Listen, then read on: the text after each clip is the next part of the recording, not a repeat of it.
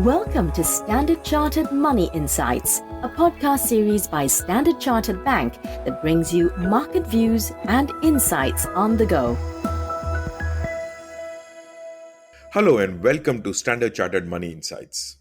My name is Manish Jaradi, Senior Investment Strategist. We've just released the weekly market view titled Stagflation or Reflation. And on today's episode of the podcast, we'll discuss, as the title suggests, the latest developments in macro data and evolving narrative with regards to stagflation. Joining me today for this conversation, I'm glad to welcome Manpreet Gill, Head of FICC Strategy. Without further ado, let's get started. Manpreet, increasingly hawkish central banks, global energy shortages, prolonged supply bottlenecks, and China's continued policy-driven slowdown have all played a part in building the narrative that the world may be shifting from a reflation to a stagflation regime. How do you see it unfolding? Hi, Manish. Thanks for the question. I think that's quite a list of concerns you have there. So no wonder that there are some worries about stagflation. But I'd argue that actually the list of factors arguing in favor of reflation, if anything, is a longer list and makes a more compelling case. So just to present the other side of the case, I mean, if you look at a few indicators, I mean, first on our list is what we're seeing in real or inflation-adjusted bond yields. Those, if anything, have been rising the past couple of months. The bond yield curve has been getting a little bit steeper. And we've seen few signs of stress in high yield credit spreads. So all of those indicators, in our view, that's one group of indicators that still argues in favor of reflation. The other set, of course, is looking at the PMI global business confidence indicators. In absolute terms, we've seen these stabilize at pretty robust levels in September. And when you look at the components, the new order to inventory ratio in particular does show that the pipeline of new orders remains pretty robust. So that's a second indicator that we think argues quite strongly in favor of reflation. There are a few others as well. I mean, the US job market, it continues to improve. We are arguably seeing a peaking of global COVID cases and hospitalizations. So a number of positives there. So overall, acknowledge the risk, but I think the data really does argue in favor of reflation, at least the way we see it. Not without risk, of course. I think there are a couple of pitfalls we need to avoid for the story to play through. Top of that list, of course, is avoiding some of the risks from energy shortages we've seen both in Europe and China. In China, successfully ring fencing some of the challenges or the fallout from Evergrande, of course, would be important as well. And in US and Europe, I think an ability to get some of the fiscal stimulus through, particularly in the US, where there's an ongoing discussion, that, of course, would brighten the picture considerably. But on balance, yes, there are a few risks, but on balance, we think, the data does argue for a strong reflationary environment. So, presumably, we are still bullish on equities as an asset class, right? We are.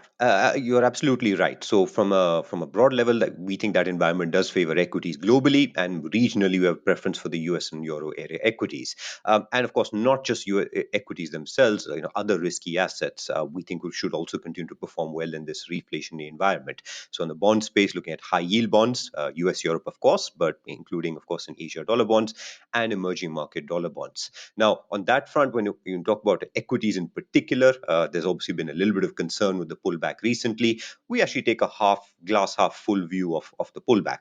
We finally got a 5% pullback after worrying about why we haven't got it for an extended period of time. But if you take the technical lens on US equities, just as an example, some of the indicators like the MACD are arguing we're getting closer to the end of that pullback rather than the beginning, and we're getting some strong technical support coming through indicators like the 200-day moving average. So all the stuff to time the precise bottom, but the picture does seem to be brightening, if anything, particularly going into Q4, which seasonally tends to be a stronger period. And of course, we have a potential catalyst from the Q3 earnings season in the US. Now, you mentioned about energy shortages. Do higher oil price support a bullish equities view? They do. And I think here the sector view is quite important. I think one of the correlations we find most interesting is that usually there's a close sort of connection between higher energy prices and stronger energy sector equities.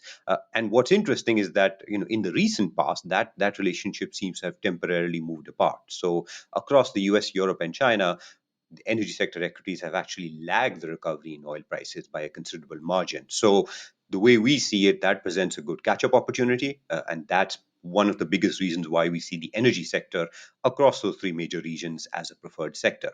So that's one part of it. Of course, the energy sector has a number of other positives as well. From a cost rationalization perspective, I think most energy companies have sort of become much more disciplined, particularly in terms of capex. So they're in a stronger financial position. We're also seeing sector valuations look considerably, attractive relative to the broader market in each region.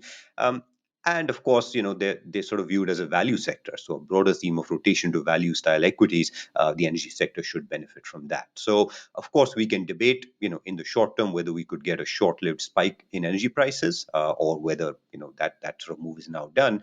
But the bigger picture for us is that, it's opened up a gap with the energy sector equity. So that's really where we see the opportunity. Moving to Asia, there have been lingering concerns regarding the Chinese real estate sector. How does that support our constructive view on Asia high yield bonds? Well, on Asian high yield bonds, we have spoken for many weeks now about how we see value in what are now some very very wide credit spreads. Now, it's understandable that the nature of some of the stresses right now doesn't lend itself to a quick resolution. So we have seen spreads actually stay wide, and those will always be difficult to time. But I think from a fundamental perspective, I think there are sort of a couple of reasons which cause us greater comfort, right? I think first, of course, is that the value itself. I mean, the current credit spreads.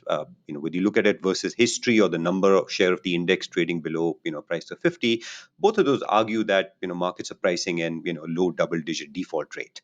So unless we have reason to believe defaults will significantly exceed that, current valuation levels do offer quite a bit of value. I think second is that when you look at the real estate sector in particular, which is where a lot of the stress is concentrated at the moment, it's always useful to remember that while the headlines are focused, of course, on some firms which obviously are facing more stresses, in aggregate, most firms have actually improved balance sheet strength based on the three red lines policy. And finally, of course, in terms of what is about liquidity, we haven't really seen signs of stress in the overnight Shibor market, similar to what we saw in 2013. So I think when you pull all of those together, look, it's difficult to time, exactly at what point the stresses may tilt over and investors may realize the value. But what these sort of indicators really tell us is that they paint a pretty positive picture in terms of offering value. Unlike equities, bonds, of course, pay you an attractive yield to weight. And we think that current valuation levels do make a strong case for offering value. Thanks again, Manpreet, for joining our conversation today. That is all for this episode of Standard Chartered Money Insights. If you would like to learn more or read our publications, please visit our website at sc.com under Market Insights. As a reminder, if you enjoyed our discussion, please rate and review us wherever you get your podcast. Thanks for joining us. Thank you for listening to Standard Chartered Money Insights, a podcast series by Standard Chartered Bank. For more details on the latest market insights, subscribe to Standard Chartered Money Insights.